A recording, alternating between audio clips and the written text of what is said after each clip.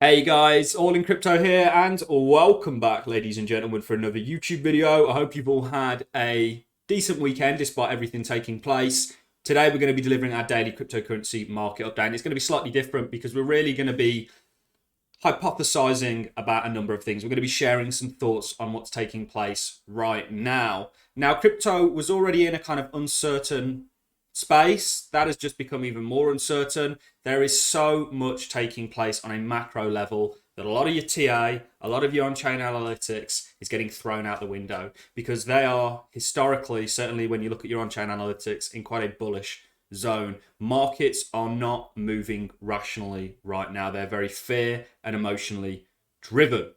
Go and ask the people who you respect as traders how they're getting on during this time period. The answer is that they're probably not trading. Most traders will sit this out because they're getting wrecked to both the up and the downside during this sort of choppy market action. And we know what's causing it. But there's something really interesting taking place. This was a tweet from Ukraine, the official Ukrainian Twitter. Stand with the people of Ukraine, now accepting cryptocurrency donations, Bitcoin, Ethereum, and USDT. And below you have a Bitcoin address, an Ethereum address, and of course a USDT address. This is extremely interesting. Crypto is really showing its usefulness here and just what it was built for. Now, there is a flip side to this. Of course, if Ukraine can use it, the opposition can, of course, use it. And that is something we're going to talk and speculate about because we are anticipating cryptocurrency regulations. We know that the likes, certainly of the US, have been really dragging their feet on this.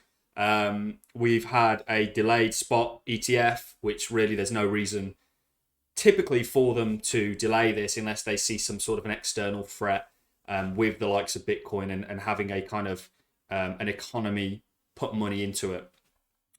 So what's taking place right now, it's fantastic that crypto is finding a use case within, helping to solve conflict. But one thing you've got to remember is Bitcoin and crypto is apolitical. It's a tool that can be used by either sides. There's no bias. Bitcoin doesn't have a bias to either side of this. It doesn't care. It's not involved necessarily in the sense that they are choosing to use it as a way to receive donations, which is fantastic and another use case for Bitcoin, but it doesn't have a bias within that, which is something that people have to remember because right now we know that the world, or a lot of the countries within the world, are moving to penalize Russia as a result of all this. One way they're doing that is with sanctions and economic sanctions. I've been watching the Russian ruble over the past few days. Remember, there's casualties on both sides of the fences, and don't believe everything that you hear in the media, guys, because a lot of it is complete nonsense and actually far from the truth.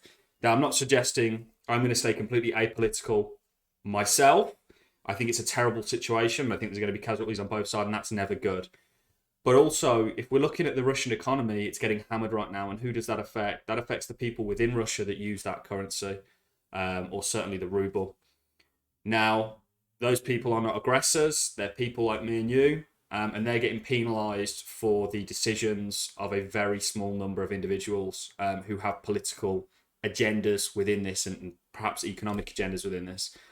So it's a sad state of affairs, but what are the repercussions of all this? Well, we're seeing Ukraine start to implement Bitcoin. I think Ukraine actually, on a per citizen basis, hold quite a lot of crypto in the grand scheme of things, certainly Bitcoin.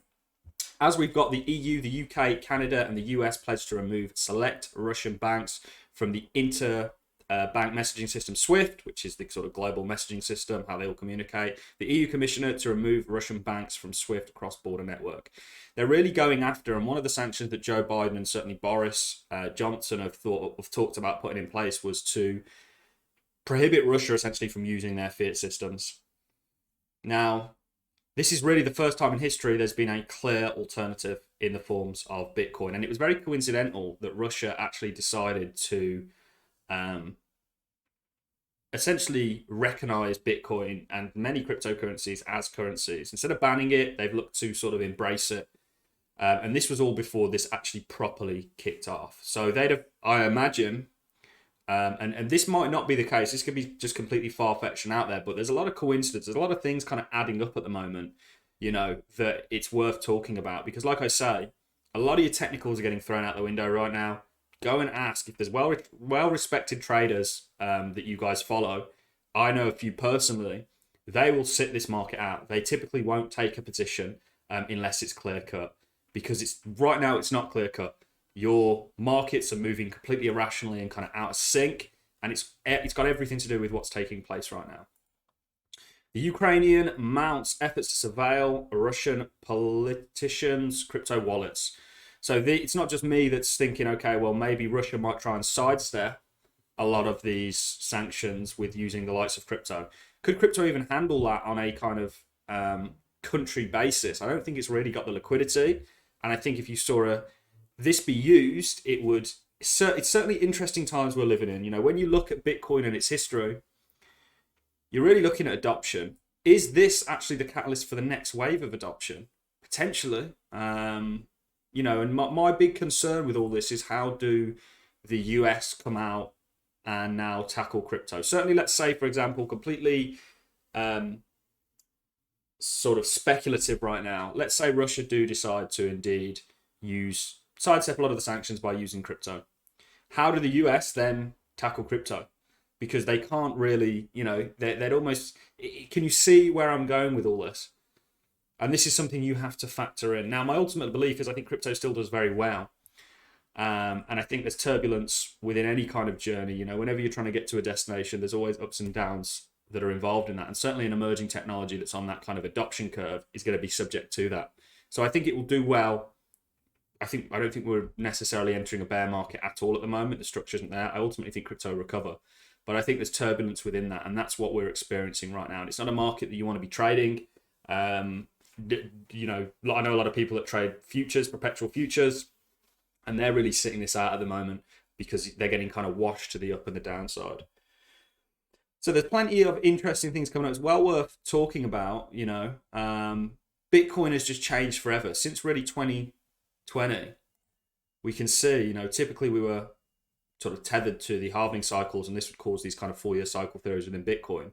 I think we move away from that. I don't think we see typical cycles anymore. I don't think we see this kind of 2-year long bear market and then 2-year long bull market and then rinse and repeat. I don't think that is going to be what the future looks like. I think there's too many large players involved now. Now we have potential countries looking to leverage it. You know, crypto adoption just continues in one way or another. And this is just one example of many use cases that a currency that is external from geopolitical sway or the likes of countries controlling it. You know, it's never been so relevant. It's not just Bitcoin. We've also got Ethereum here and USDT.